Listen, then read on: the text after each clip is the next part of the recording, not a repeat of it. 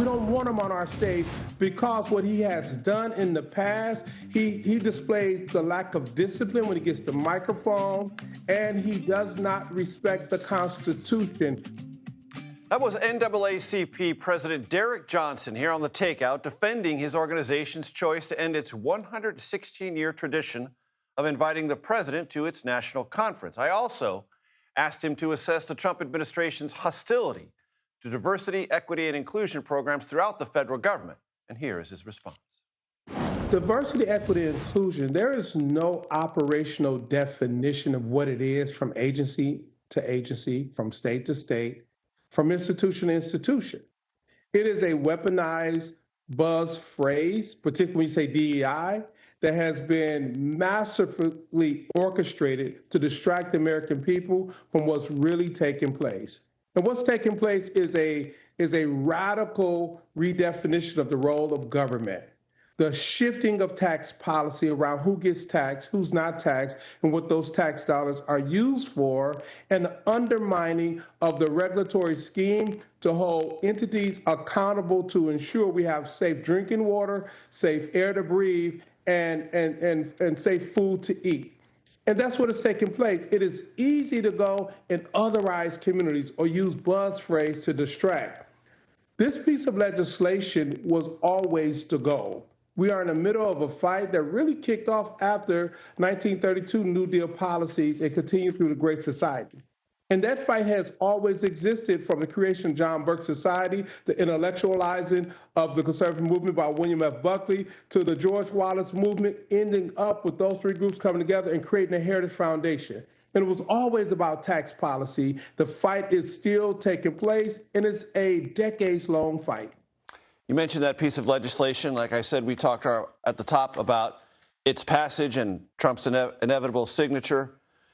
Part of that legislation is to take away a good portion of Biden-era policies, not only dealing with clean energy, but environmental justice. And for my audience, and to explain very quickly, environmental justice is designed to address or redress wrongs in communities where pollution and polluting industries made their lives disproportionately worse, and to make sure that there is some awareness in the federal government and maybe some dollars that flow to those communities to address that. All of that is being eliminated, either through this bill or through actions from the Environmental Protection Agency. Derrick, the NAACP fought for this for decades, and it is now being reversed almost completely. It's unfortunate because this is not a black issue or a white issue, male or female issue. This is about the quality of our environment, toxic dumping, polluting of water stream, making sure we have safe air to breathe. Those are issues that we should all be concerned with.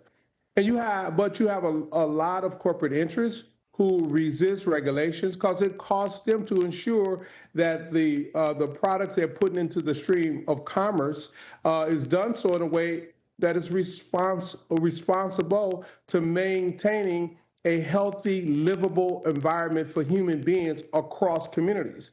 And absolutely we fought for that because we don't want to see toxic dumping in, poor white communities in Kentucky or native reservations or urban areas. I grew up with asthma because I grew up in Detroit, Michigan, during a time where the auto industry was as strong in that city and in that region than ever, and the air quality was poor. And it was only after the automotive industry began to clean up the emissions into the air that a person like me, I have not suffered from asthma conditions ever since. We need to embrace an environment that is healthy for all people, and that can only take place if there's government standards and regulations to ensure corporate interests are not putting profits above people's health. One last thing before I let you go, Derrick.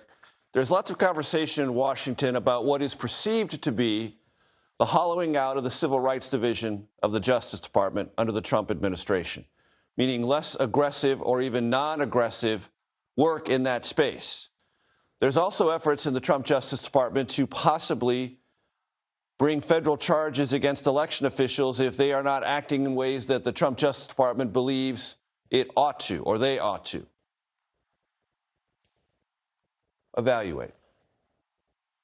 The way they believe they should operate.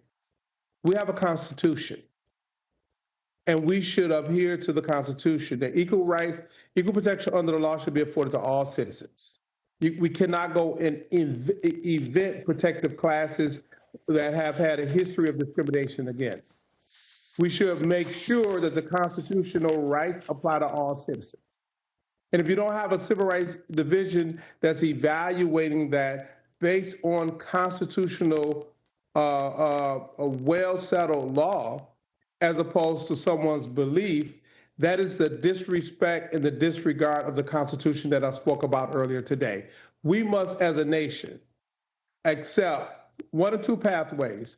We're going to have a democracy that's based on a Constitution, or we're going to have something less than that, whether we throw the Constitution out the window.